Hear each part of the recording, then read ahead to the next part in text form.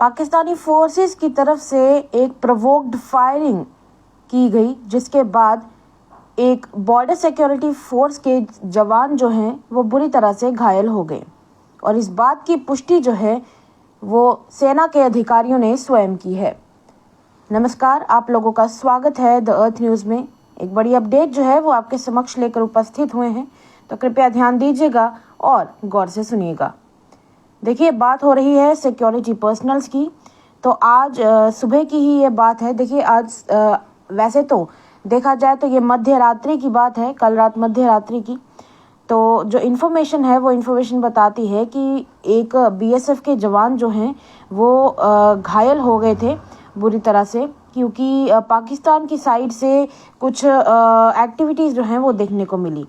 और उन एक्टिविटीज़ के बारे में वैसे पता नहीं था उन जवानों को, और जब इस तरह की कुछ एक्टिविटीज़ के बारे में पता चलता है तो उसके बाद फिर फायर हो जाता है। और फायरिंग के बाद उस फायरिंग की वजह से जो बीएसएफ के एक जवान हैं वो घायल हो जाते हैं।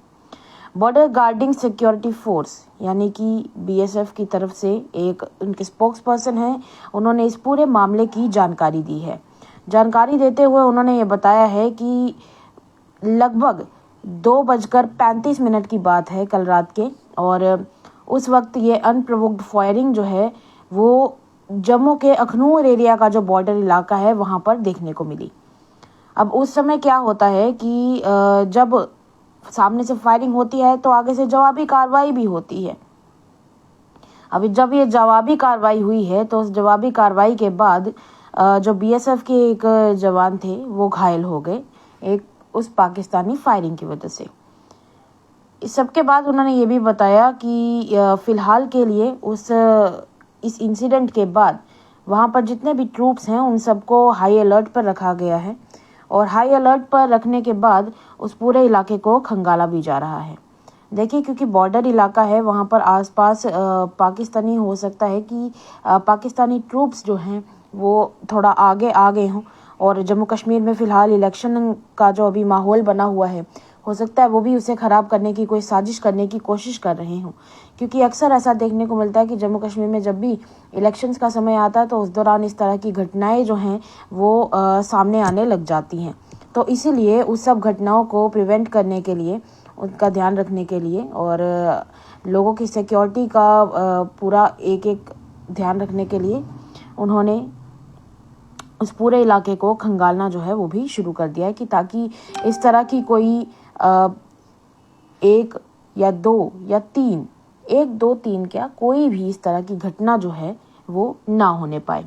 इसी के साथ उन्होंने बताया कि ये जो सीज़ फायर वायलेशन जो हुआ था दोनों कंट्रीज़ के बीच में यूजुअली इस इलाके में नहीं होता है, क्योंकि लास्ट टाइम जब हुआ था तब ये 2021 की घटना थी। पिछले साल भी एक बीएसएफ जवान जो हैं वो शहीद हो गए थे, क्योंकि पाकिस्तानी रेंजर्स ने रामगढ़ सेक्टर की तरफ फायरिंग जो है वो की थी। और ये लगभग 3 साल में पहली बार हुआ था कि इस तरह से किसी की जान गई हो। और जो लेटेस्ट सीज़ फायर वायलेशन जो हुआ है ये 3 फेज़ असेंबली इलेक्शंस के दौरान वो जो कि फ़िलहाल अभी तो आपको पता है कि 18 सितंबर से इसका शेड्यूल जो है वो चलने वाला है। तो ये लेटेस्ट सीज़ फायर वायलेशन जो है वो सुनने को मिली है। उसके अलावा जो सेकंड फेज़ है इलेक्शन का वो आप भी जानते हैं कि 25 सितंबर से शुरू होगा, जिसके बाद थर्ड फेज़ जो है वो 1 अक्टूबर तक हो जाएगा। अब ये लेटेस्ट सीज़ फायर वायलेशन जो है वो पिछले दिनों में देखने को मिला है। दूसरी तरफ, जैसा मैंने आपको पहले बताया कि बीएसएफ की तरफ से जो स्पोक्स पर्सन है उन्होंने इस पूरे मामले की जानकारी देते हुए बताया कि रात के लगभग 2:30 बजे के आसपास का ये इंसिडेंट है, और एग्जैक्टली बताऊं तो 2:35 के आसपास का ये इंसिडेंट है, जब एक मतलब अनप्रोवोक्ड फायरिंग जो है वो अखनूर के बॉर्डर इलाके में देखने को मिली, जिसकी वजह से हमारे बीएसएफ के एक जवान जो हैं वो बुरी तरह से घायल हो गए हैं। फिलहाल के लिए उन्हें फर्स्ट एड जो है वो प्रोवाइड कर दिया गया है। उन्हें फर्दर इलाज के लिए अगर ज़रूरत पड़ती है तो उन्हें अस्पताल भी ले जाया जाएगा। चलिए, इंडियन आर्मी के लिए और बीएसएफ के जवानों के लिए एक कमेंट, एक लाइक तो बनता ही है। आप इस खबर को ज़्यादा से ज़्यादा शेयर कीजिए और फिलहाल के लिए मुझे दीजिएगा इजाज़त। देखते रहिए द अर्थ न्यूज़। नमस्कार।